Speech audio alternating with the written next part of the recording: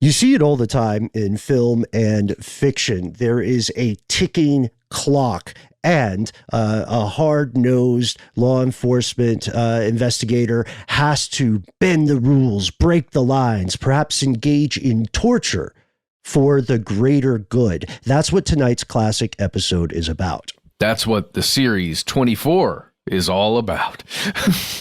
It really is, Matt. It really is. The question, though, is in real life, does torture actually work? Do all these arguments we hear or heard about places like Guantanamo Bay, do they bear results? But hey, listening to the episode isn't torture at all. It's quite pleasant. So let's jump right in.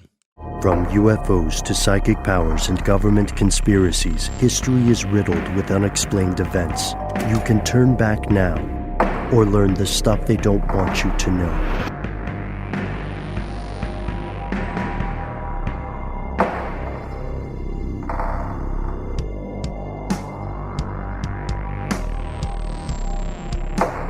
Hello, welcome back to the show. My name is Matt. My name is Noel, the Iron Maiden Brown. They call me Ben. We are joined with our returning super producer, Paul Decant. And most importantly, you are here. You are you. That makes this stuff they don't want you to know. By the self-described moniker, one of our co-hosts just added, you may sense a bit of foreshadowing in today's episode.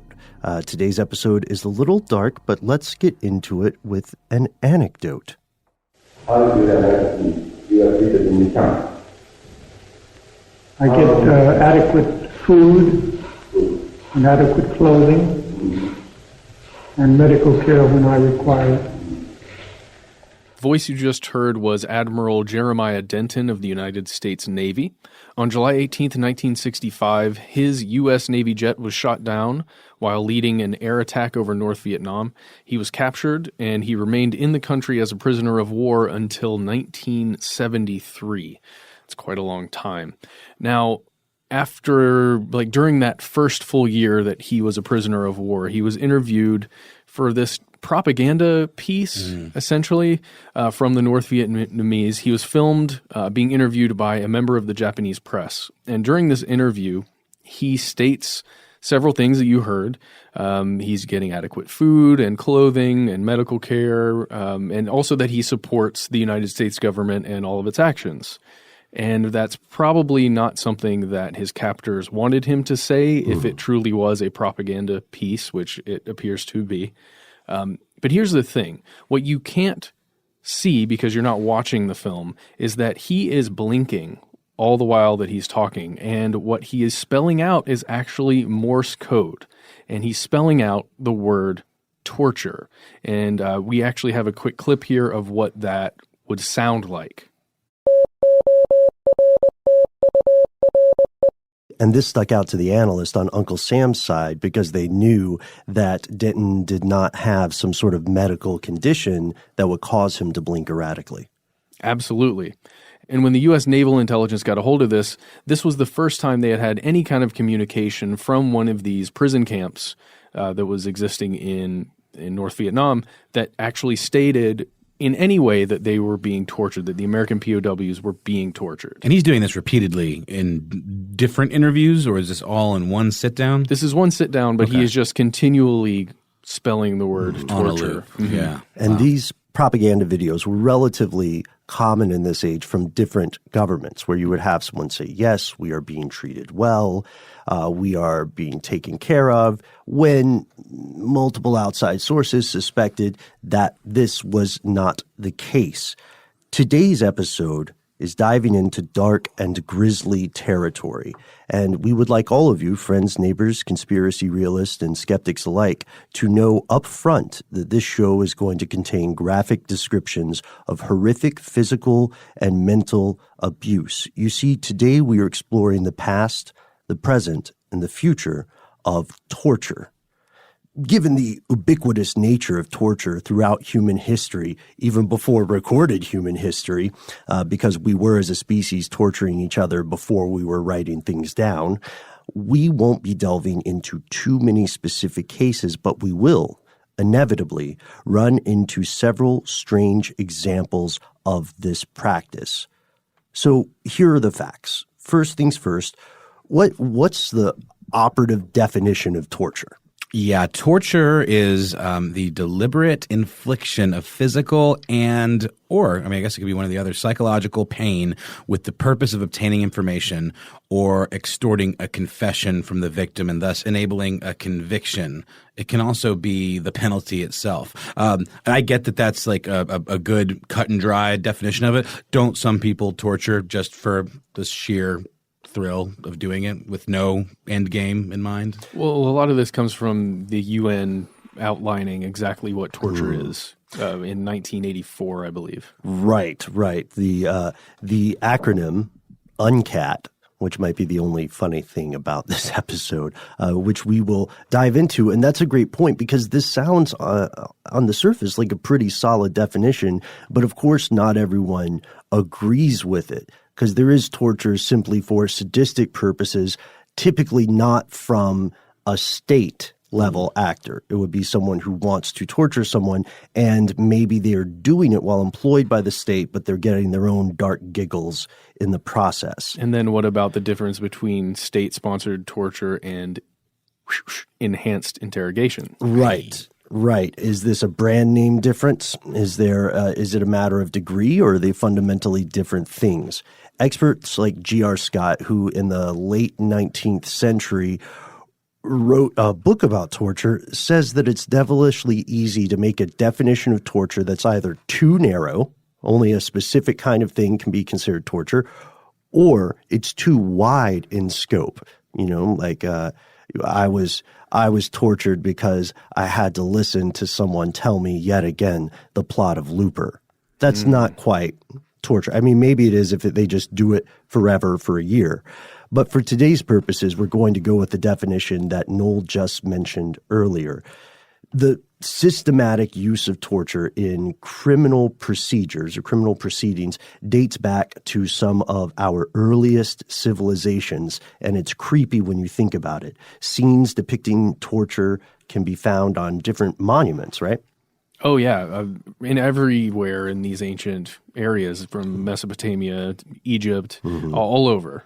Yeah, and the first records of a legal application of torture to prove something, to prove guilt or innocence, were found in the Sumerian Code of Ur-Nammu. It's around the 21st century BCE, and then the Babylonian Code of Hammurabi in the 18th century BCE again. And the procedure described the divine judgment of the water ordeal, which is what it's torture. And as this practice became increasingly codified, because it was already common, right, in different raiding parties from tribes and so on, as it became part of the rule of law, the administration of torture took different directions depending on the civilization. So ancient Greeks and Romans used it for interrogation. And this is really interesting because this is something that haunts us, I would argue, in the current age. Until the 2nd century AD, torture was only supposed to be used on slaves, with some notable exceptions. In fact, a slave's testimony in any sort of legal proceeding was only admissible if they had been tortured first. That's insane. What? Yeah, that's the assumption is that you couldn't trust slaves to reveal the truth of their own accord. That is messed up on so many levels. It is, because can you imagine being a slave and saying, yes, I know, I saw, Sabat or whatever take the water jug, and like, look, we believe you, but Unfortunately. I am going to have to break like one of your hands. Well, and then are you sure you saw him take it?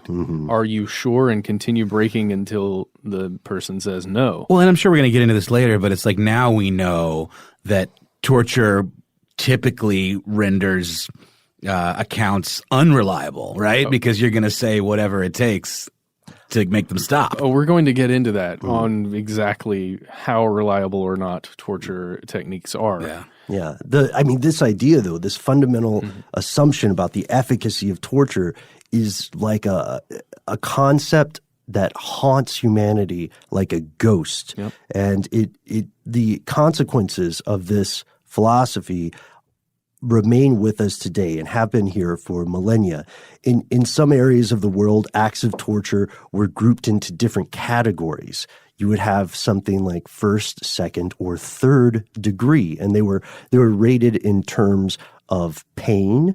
And unlike the modern way that degrees are interpreted in the legal system of the U.S. today, like first degree murder is worse than second degree murder. Yeah, it's just right? flip that. Just flip it. So first degree torture in this kind of system would be something that causes pain but does not permanently mutilate the body, such as whipping or the many variations thereof, or just, beating the ever-loving snot out of someone.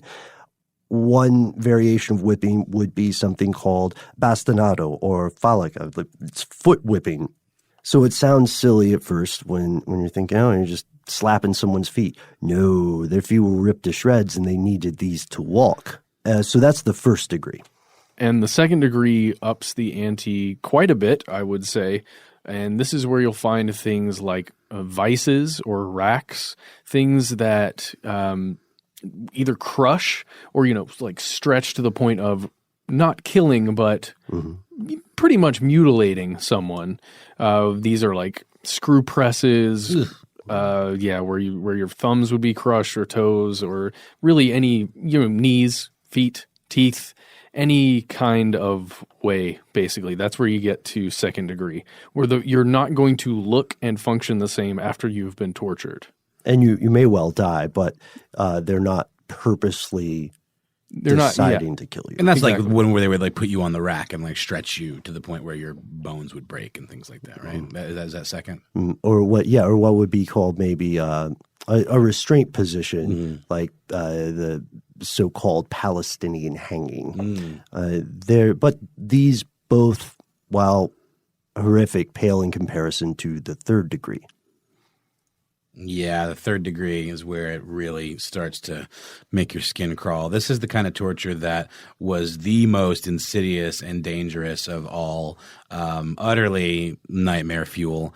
The kind of stuff that you hear in fiction that you would almost question who would come up with this idea. It's all very creative stuff too. So we're talking spikes and blades and boiling oil and fire and things with names that alone will just send shivers up your spine, like the serrated iron tongue shredder. Not an ironic name either. No, the hot copper basin for a bassination. That's the word of the day, destroying someone's eyesight. That's right. And the stocks that forcibly held the victim's feet over red hot coals. And then, until the skin and the foot muscles were burnt black and the bones completely turned to powder. Wow. The skin of the feet were also coated in lard beforehand, which is an extra gruesome detail. And what we just described on that third degree, it's very clear that, especially before the advent of modern medicine, someone's chances of surviving any of those was remarkably slim. Just the infection. Can you imagine? The infection, the bleeding out from these various wounds. And it's one of those things, too, where unless they needed to keep you alive because they really wanted to continue to extract information from you, it's not like they were going to give you any kind of medical attention right away unless it was, worth their while to do so, right? They might have someone pray for you, but that person might be praying while they're doing that thing too. One like equals one prayer. And the worst thing is that it's not, for me, the worst thing is that it's not just for interrogation purposes. Sometimes the whole reason that a human being would have to go through this is so that whatever group is doing the torturing can set an example for what happens if you either defy the group in power or even just some kind of dissenter from the group in power. That bothers me to no end. The people are starving and there's a widespread theft of grain and someone says, well, we need the bulk of these serfs or peasants or whatever to survive and to farm land, so let's just publicly eviscerate one of them. Just so they know. Literally, not just give them a good talking to. Eviscerate their flesh. Leave the head somewhere visible. A pike, perhaps. Mm-hmm.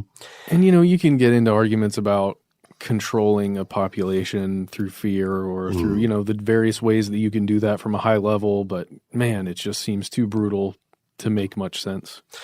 And the type of abuse administered here would typically depend on the setting, the transgression, the social status of the victim. So, for example, in Europe, Elizabeth Bathory, because of her high station, was not murdered or burned at a stake or impaled. She was walled into a room where she didn't starve to death. She was fed until she died. She was put on, not to be too glib about it, permanent timeout or solitary confinement. And people would argue that that sort of injustice or inequality of consequence occurs today. I think that the four of us would largely agree that is the case, at least here in the States. And for centuries and centuries, various civilizations across the globe, we all just sort of took it for granted that horrific physical degradations, mutilations, and abuses were par for the course when it came to dissent, a crime, or even rubbing the wrong important person the wrong way. And if we fast forward to the modern day, humanity started to realize this is a problem. Yeah, where do you think it clicked for humanity, Ben? In the World Wars. Yeah, in the World Wars. That's, I believe, when the public around the world said, what charnel houses, what abattoirs are we building, And that was a primary impetus for the United Nations to codify protections against torture. And as you had said, Matt, this didn't actually happen or get adopted into law until the 1980s. Okay, so it took a long time for it to click for humanity. Right. It took a long time for them to make it official. Mm-hmm. There are things before. There were rules of engagement for war, treatment of POWs, but the Convention Against Torture and Other Cruel, Inhuman, or Degrading Treatment or Punishment, commonly known as UNCAT, or the United Nations Convention Against Torture, wasn't adopted until 1984. It was ratified in 1987. And so they used a definition that's a little bit different from the one we used at the top. Yeah, this comes from Article 1 of the Convention. Quote, "For the purpose of this convention, the term torture means any act by which severe pain or suffering, whether physical or mental, is intentionally inflicted on a person for such purposes as obtaining from him or a third person information or a confession, punishing him for an act he or a third person has committed or is suspected of having committed, or intimidating or coercing him or a third person, or for any reason based on discrimination of any kind, when such pain or suffering is inflicted by or at the instigation of or with the consent or acquiescence of a public official for other person acting in an official capacity. It does not include pain or suffering arising only from, inherent in, or incidental to lawful sanctions." Tut, tut, tut. Can you unpack that for us, Ben? I read it, but I don't think I took it in. Well, one of the big things there is that right at the end, putting in lawful sanctions. So if it's part of the law in the country where this is occurring, as this is the type of punishment, it feels like there's a lot of wiggle room there. Right. We can see the problems with this. So three of the big things that happen, Noel, you made the excellent point about a third person that shows up. Because there are people who will gladly die for a cause, but they don't want their children or their spouse to. And then the second huge point about this is the involvement of a public official or someone acting in an official capacity. So this is banning state-sponsored acts of this sort of violence. This is not banning this is not specifically meant to target, the day Matt snaps and abducts someone. Okay, getting the crazy eyes. Sorry, Matt. Moving on. What would it take? What would it take for a Matt snap? A Matt snap? Yeah. You don't know. Maybe that's it. You don't know. Yeah. It'll just probably someone harming my family. Yeah. Yeah. But I don't know that I would abduct anybody. Thank you, Ben. I feel like you know exactly what the line on Matt Snap is, and God hope we never cross it. We want to be absolutely clear.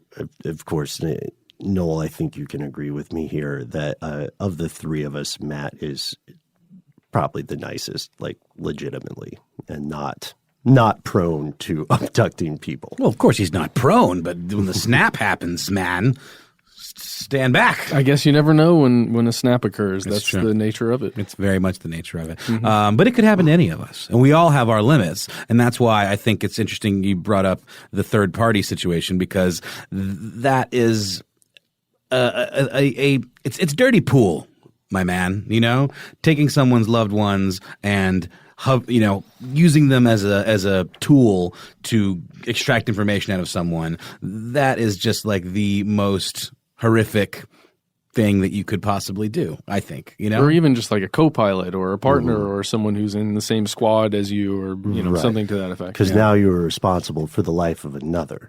So ethically, it puts someone in the position where they have to ask, am I committing murder by inaction?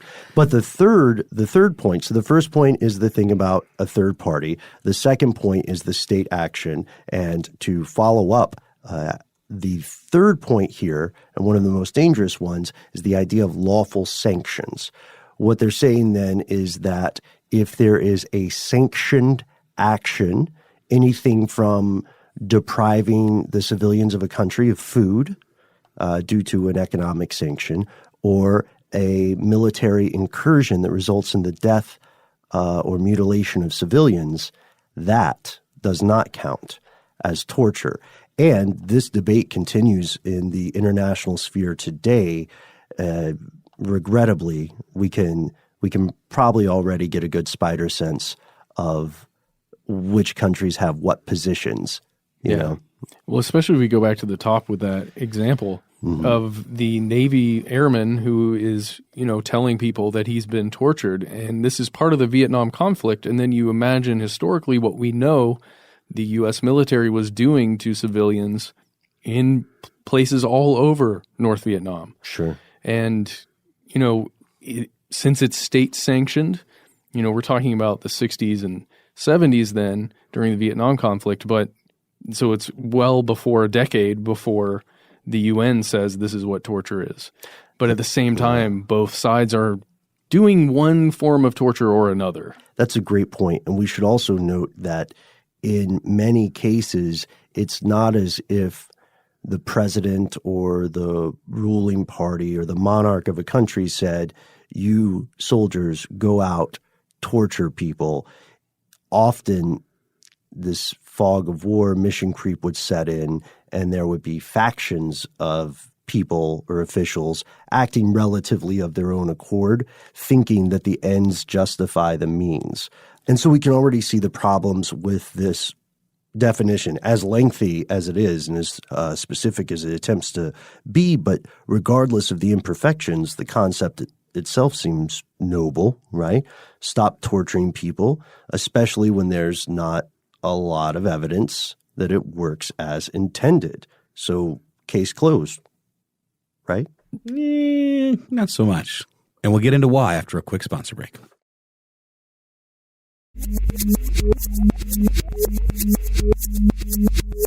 Here's where it gets crazy.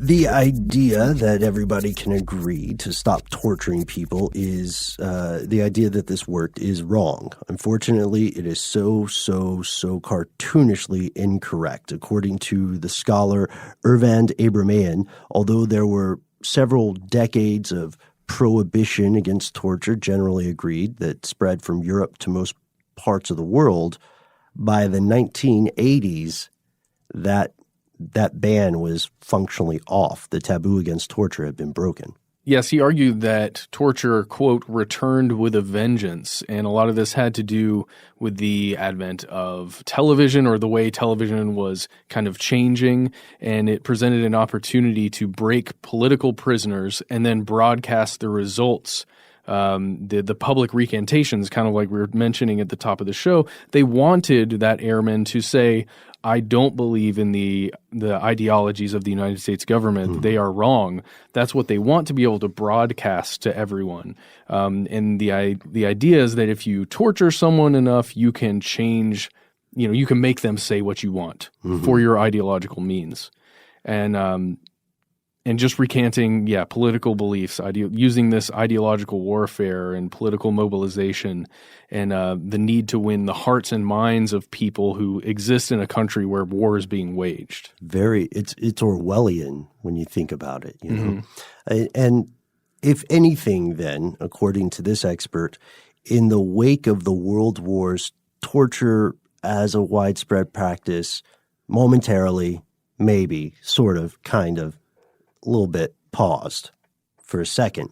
But now, if we fast forward a little closer to the modern age, we find that is not the case. According to Human Rights Watch, between 2004 and 2005, over 16 countries were documented using torture, state-sponsored torture. Yeah, and then you go to the war on terror, the global war on terror, right? Where we know black sites, we've covered this before on an episode, black sites have been used where torture occurs, and it's not just the United States. Right. This is not just an episode picking on the United States, and often these things are occurring through a second or third hand thing. There's a proxy. So despite being banned, torture continues in countries around the globe, and this ancient practice shows no signs of abating. In fact, our species has effectively leveraged technology to arrive at new forms of physical and psychological abuse. One thing we learned about in the course of our research, which initially didn't sound that bad, was the so-called cold cell treatment. And this is an Uncle Sam original. Prisoners are placed in front of a large air conditioner unit running on full blast. That doesn't sound bad, right, at first? Probably kind of nice, depending on where you are. I mean, for the first day or for maybe even for the first week. But what about a month? What about a year? Ugh. That is the so-called cold cell treatment. And we should make a point that it's allegedly happened for years. But we're required technically to say allegedly. Yeah. I wonder what that does to the human body. And we don't have a lot of information about exactly how cold the air conditioner unit gets to, but I'm assuming if it's an air conditioner rather than some kind of like refrigeration device, it's probably in the lower to mid 60s. So it's not fatal. It's probably more psychological. That's nature. Exactly what it is. So what else have we found? What other technology have we turned to torturous ends? Electricity. That is one of the major things that's been used in modern times. Everything from cattle prods to stun guns to lasers being used by mostly security forces like police forces and militaries. And it's strange to imagine, especially in the United States, the modern stun gun did not originate as a less than lethal weapon for police officers the way we nowadays see it a lot of the times. A taser, it was a cattle prod, and then it became a way to control prisoners specifically, and then it kind of evolved. Wow. And then also, this would be going to the earlier point you made, Noel, about torture in fiction. This would be where a car battery is hooked up to something, and then they shock the person with the car battery, which is a very real thing. Oh, absolutely. Here's a weird one: the so-called white torture. What is this? I don't know this. This is psychological, but it sounds very strange. A prisoner is in solitary confinement, and everything in their world, everything they encounter, including the food they eat and the plates they eat from, is white, blank white. Dude, that's in J-Lo's rider, that like everything in her dressing room has to be white. Do you think she originated? Maybe. This? They should call it the J-Lo torture. This is real. That's real. That's a thing. That's not some interior designer being like playful. No. I can imagine that being another psychological torture device that just, I don't know, somehow Just wears on you. Yeah. Especially, like, can you imagine combining the cold cell, the white cold cell is what they would call it? Ugh. With lights on all the time, also no human contact. Playing the same song over and over. And, that might sound like that's a lot for us to put on Jennifer Lopez. But it is in her rider that everything has to be white. She has been responsible for some atrocities, though. That's true. Have you seen Geely? I have not. I haven't either. I heard it was really bad. Atrocity, maybe that's a little overstating the case. I did like The Cell, though. I did like The Cell as well. I enjoyed it. I felt from the perspective of cinematography, it was just stunning. The guy that directed that, Tarsim Singh, did those early REM videos, very 90s kind of tableaus with like the rotating the platform, and he's on with the anyway. That guy basically invented the look of like the Pearl Jam video from the 90s and those. Anyway, he's got some amazing other movies too. With The Fall. The Fall's a good one. Oh, and speaking of music, this brings us to another form of technologically advanced torture that longtime listeners are familiar with. Yeah, it's just music torture, right? Like, and I think a part of it doesn't necessarily have to be incredibly loud, but whenever you see it done and dramatized in film, it's usually some absurd stack of, bass in the trunk kind of car stereo speakers that are just blasting the stuff at really high decibel levels. We're talking about, the idea I think is repetition, right? So it'd be the same song over and over and over and over again, whether it's Metallica or Britney Spears or even a very popular one, Ben, I think you mentioned before on another episode, is the Barney song. Yep. Did you know that guy's a tantric sex guru now? The guy that played Barney? Does he still wear the costume? No, I think he just Oh, I need to get that out of my head already. He mainly just wears scented oils and lotions and nothing else. And a fine musk. The other practice that we found was force feeding, including using some medical advances to feed people rectally, similar to gross real-life version of that South Park trope. Yeah, and a lot of this you'll see in the news. And it's not necessarily used as a torture, but as a way to keep people who are prisoners alive if they're having some kind of protest where they're doing self-starvation in protest of their captivity. And so again, it's crazy to think that the method to preserve someone's life can also be used to torture them. Yes, yeah. And that goes into an ethical question as well. This is something that we didn't discuss off air, but it just occurred to me now. If somebody wants to die, right, if they want to commit medically assisted suicide of their own accord and they are legally required to stay alive, is that this in a state of pain, perhaps from a chronic condition, is that the state aiding in torture, or is what's the line there? That's a tough ethical question. We should. Is there an ethicist in the house? Paul, are you an ethicist? Okay, gotta no. know. We gotta know. Hard no. But that's something I wonder if the UN has pondered that. I haven't seen anything recently, at least. Well, and let's just, I don't know, I'm going to talk about the elephant in the room, or at least my elephant. The UN kind of gets a lot of flack as being a somewhat toothless organization. Like, you can make these resolutions, but at the end of the day, it's just kind of, words on paper. There's very little enforcement ability that the UN has. Correct me if I'm wrong.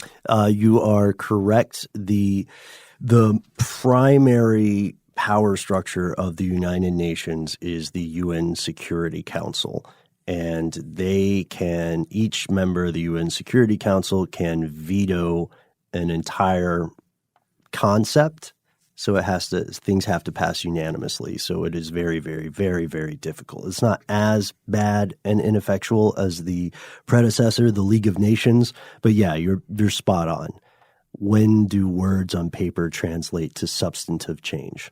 Yeah, no, that kind of is the question. And that's sort of, when we're talking about the shift of consciousness as a country, when we decide as a people that torture is not okay, but yet if it still is thought by some as being an effective tool, whether or not there are resolutions on the books or not, at the end of the day, if you think it's going to get the job done, you're probably going to figure out a way to get around it and do it, especially when we have things like black sites and, stuff where there's very little oversight, and you have heads of these divisions that essentially act as gods of their little fiefdoms, so it's tough. You can't, like secret police, for instance, throughout a lot of recent history.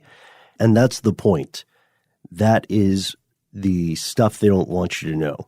Here in this episode. It's the fact that there are numerous active conspiracies as we speak. We're not talking about 1993. We're not talking about 1974. We're not talking about 2007. We're talking about 2018. As we are recording this, there are numerous active cover-ups and conspiracies allowing various governments around the world, including the United States, but not limited to Uncle Sam, to commit torture, either through proxies or euphemisms like enhanced interrogation or good old-fashioned secret police, as you guys pointed out, black sites, off-the-line item budgets, written out of your history books, and we might never know what happens with it. And this forces us to ask about the future of torture. And we'll get into that right after a quick word from our sponsor.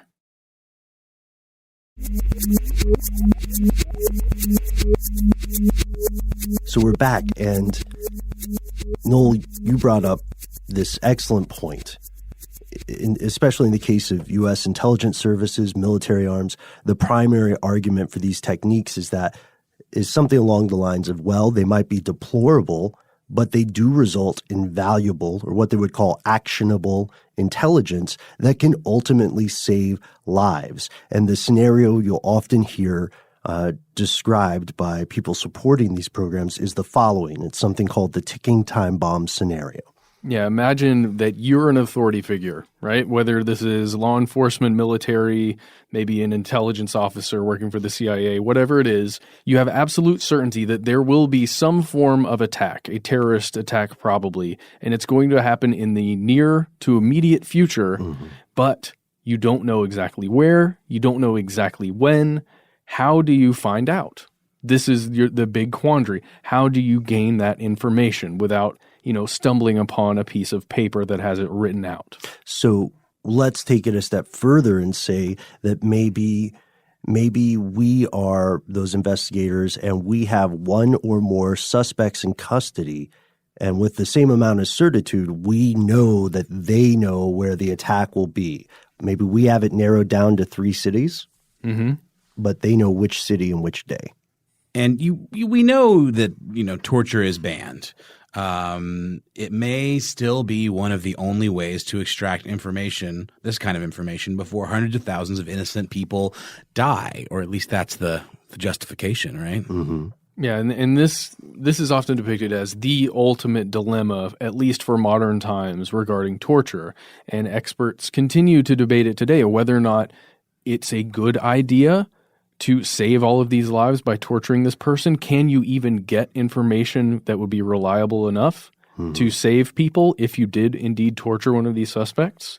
There's a lot to unpack there. Right. Like, do you or do we in this scenario want to be responsible for thousands of innocent people dying because we refuse to bend or break the law? Yeah, and international law that's set forth by, the United Nations. And look, it's just one of those things. Like, it's a big moral quandary that seems to have probably the most weight behind it in our modern times.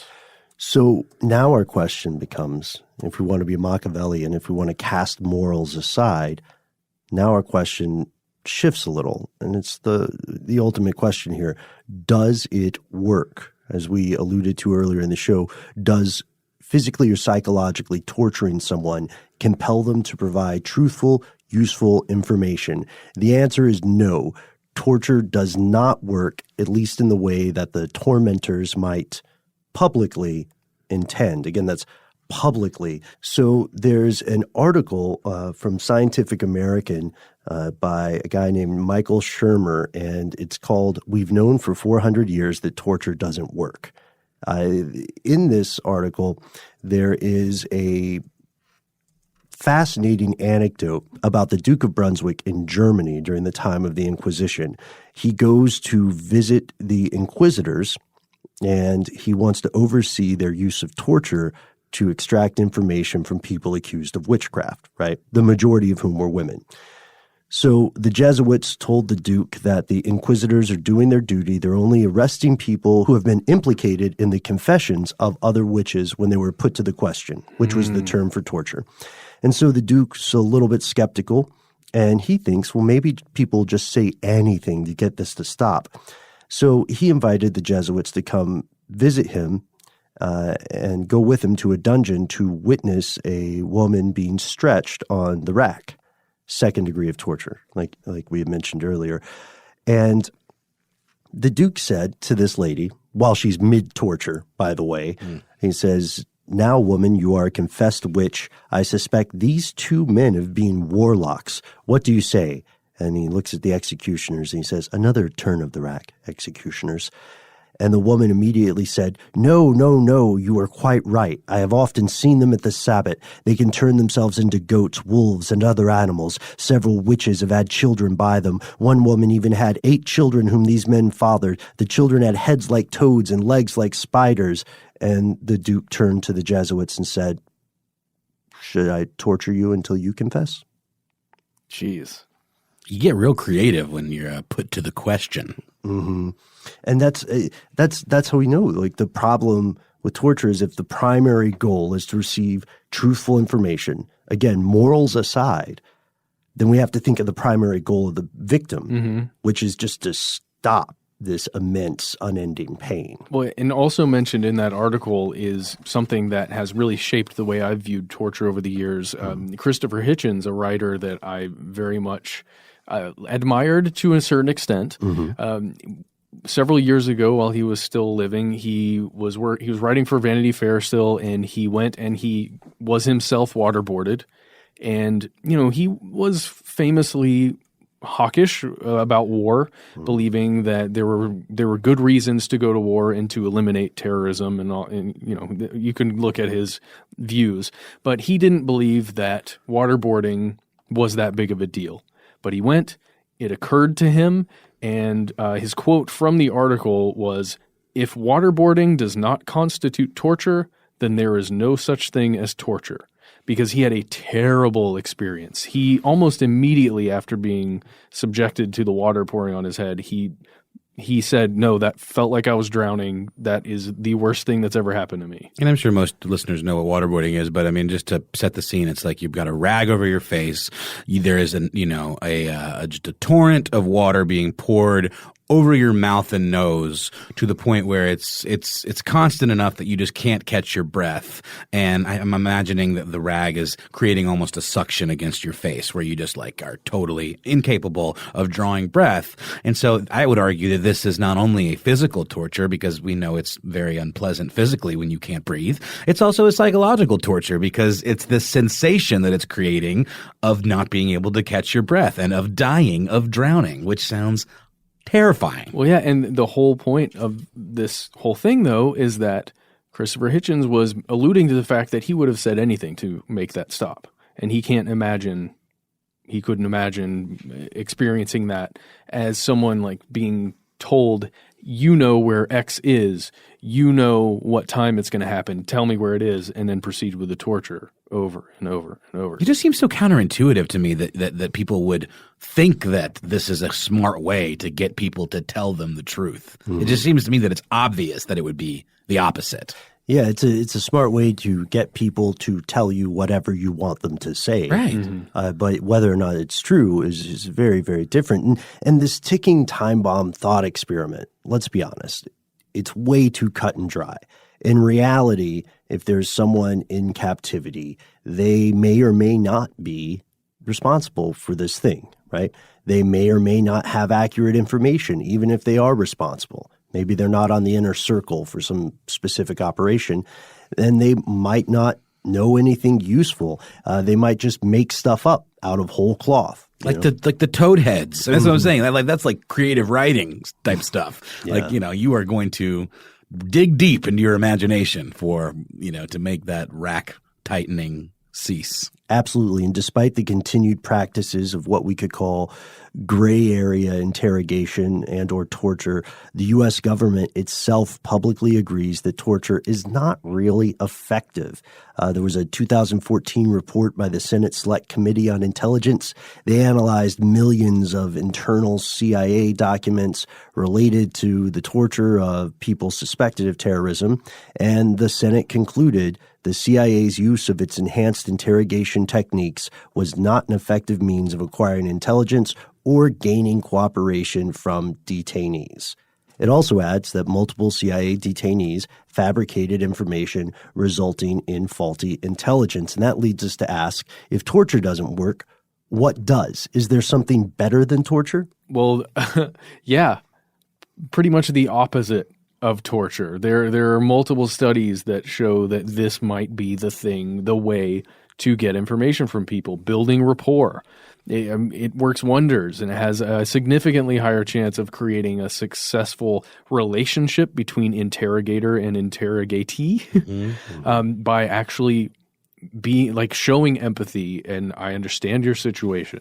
I mean, there's a whole host of lines you can go down. For sure. I guess the problem there is, though, if you have people that are trained, they are hardened to the point where they're not going to play nice with you at all. I mean, it's one thing if you're like a scared kid or like someone who's been accused of a crime and you're just all, you don't know which way is up. You could probably coerce someone into telling you some stuff and getting them to cry and talk about their mommy or something. Like I'm being a jerk, but you know what I'm saying? Like, but if someone is like a trained a terrorist or an operative of some kind, I don't think that's going to work.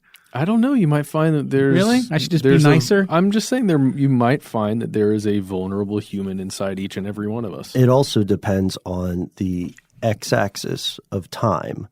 That's fair. So if someone is detained for life with no human contact, isn't that torture in and of itself? Except for you, it is. It is, but it's a chest level torture. Yeah, and the thing is that it appears to work. There are different studies that confirm. There's one called The Who, What, and Why of Human Intelligence Gathering from this journal, Applied Cognitive Psychology. They surveyed 152 interrogators, and they found that rapport and relationship building techniques were employed most often and perceived to be the most effective, regardless of context and intended outcome, particularly, they found, in comparison to confrontational techniques. And that's from the interrogators themselves. Wow.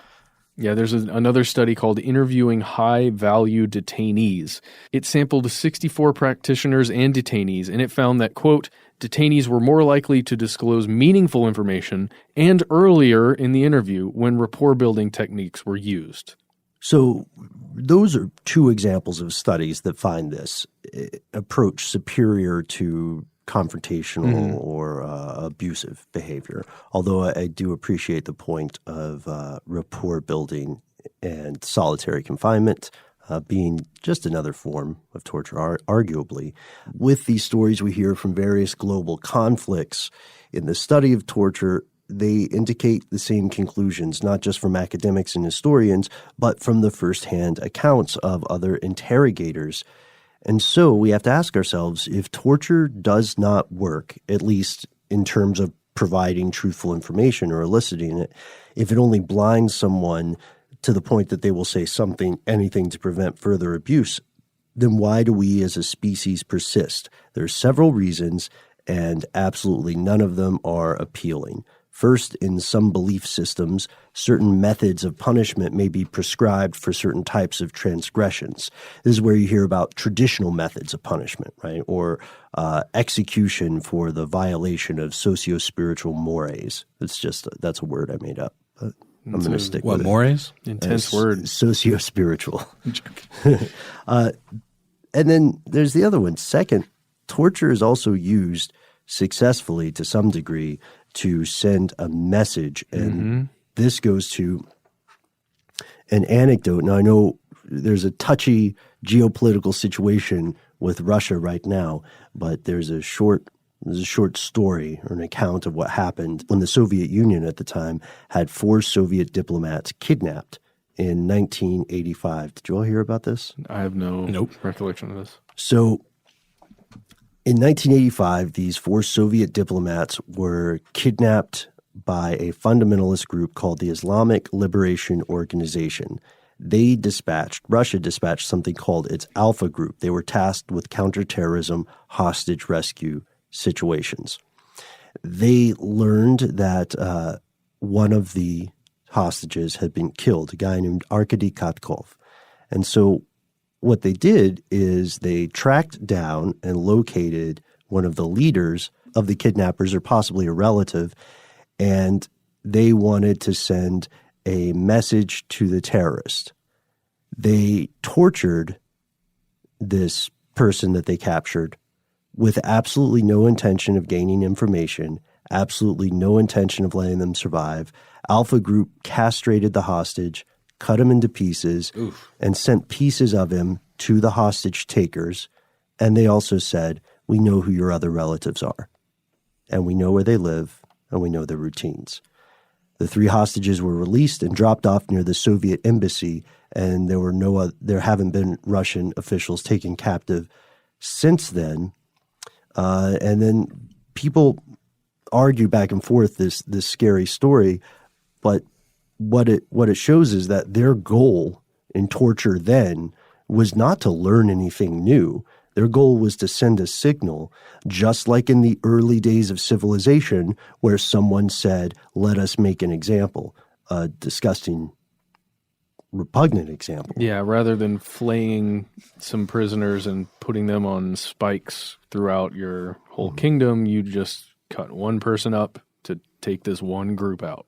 And you could argue, again, morals aside, that was a short-term solution, that the signaling did result in the release of those other hostages. But over the long term, is that a solution? I don't know.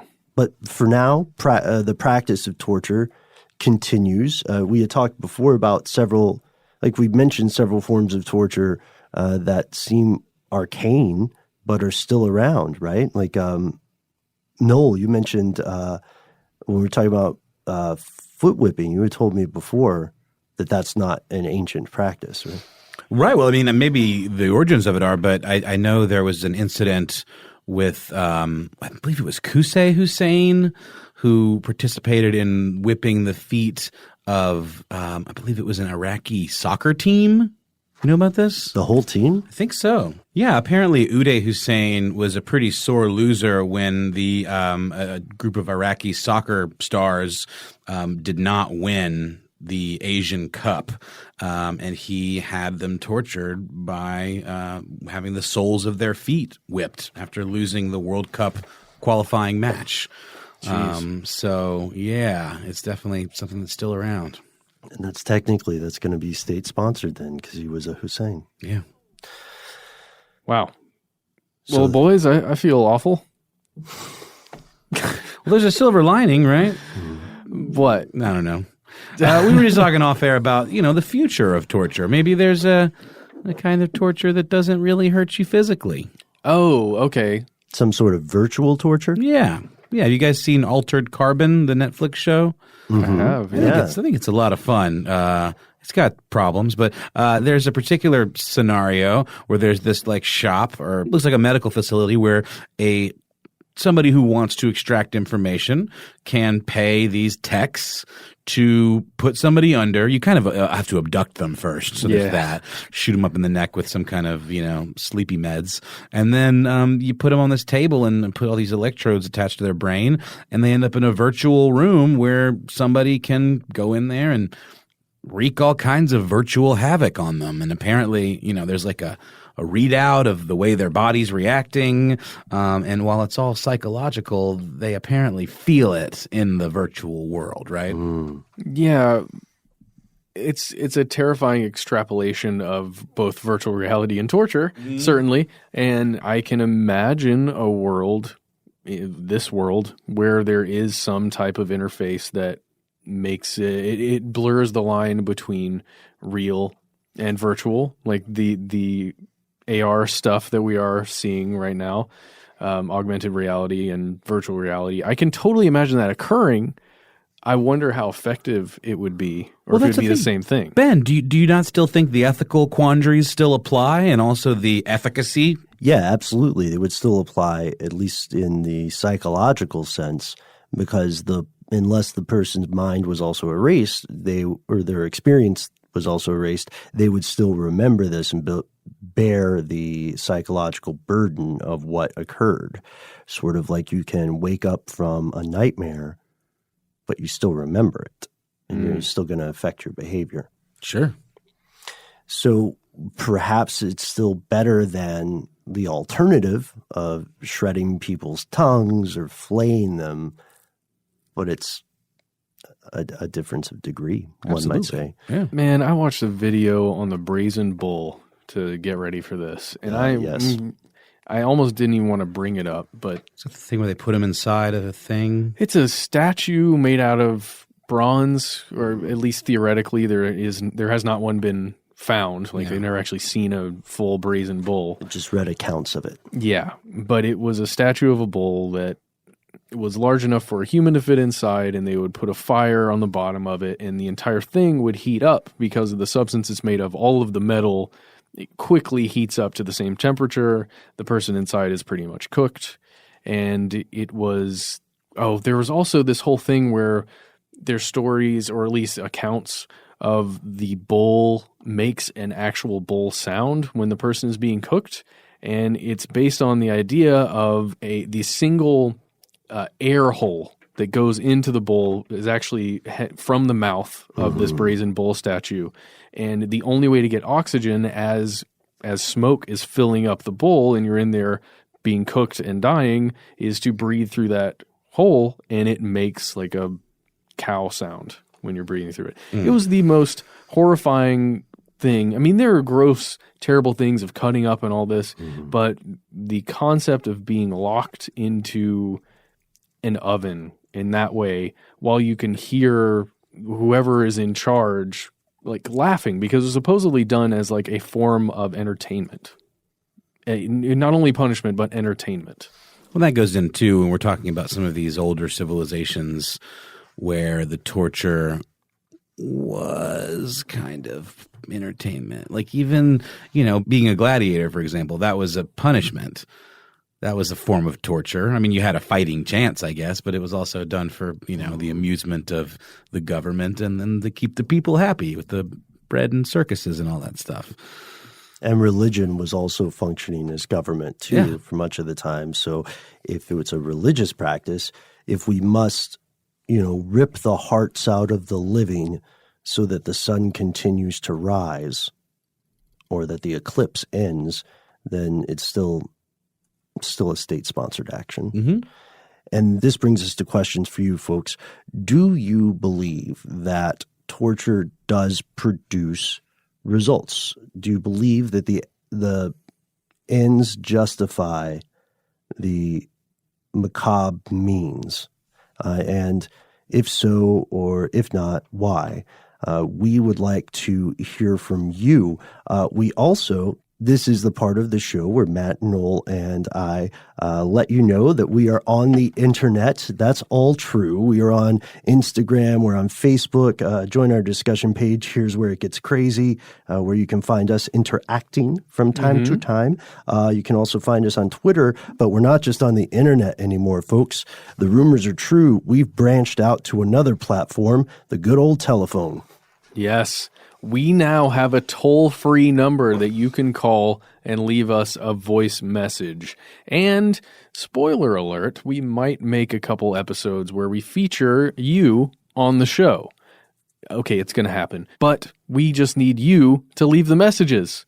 So, here it is. Write this down, put it in your phone, do what you got to do. 833 stdwytk. Let's do that again with numbers. 833-783-9985.